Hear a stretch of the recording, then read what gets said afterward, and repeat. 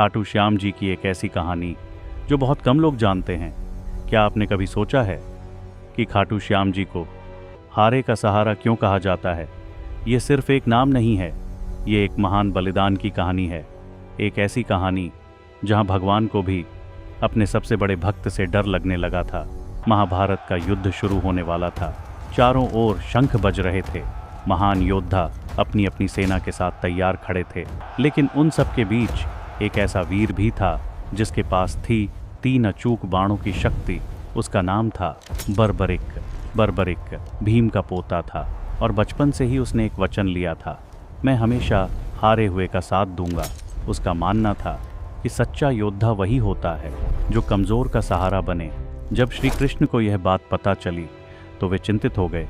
उन्होंने सोचा, अगर यह वीर युद्ध में उतर गया तो हर बार हारने वाली सेना का साथ बदलता रहेगा और यह युद्ध कभी समाप्त नहीं होगा।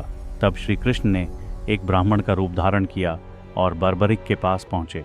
उन्होंने पूछा, तुम युद्ध में किसका साथ दोगे? बर्बरिक ने बिना झिझक कहा, मैं हमेशा हारे हुए का साथ दूंगा।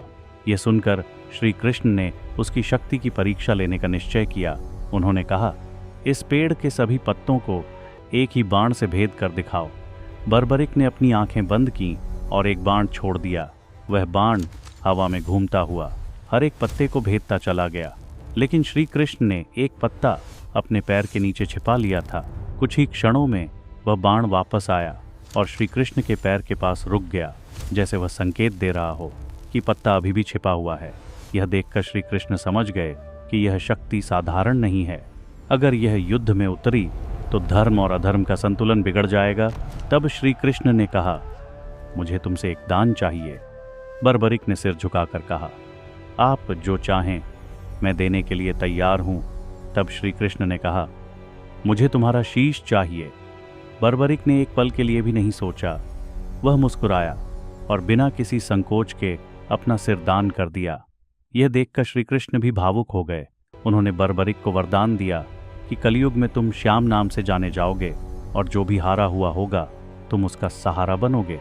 तभी से बर्बरिक ही खाटू श्याम जी के रूप में पूजे जाते हैं। कहते हैं, जो सच्चे मन से श्याम को पुकारता है वह कभी अकेला नहीं होता।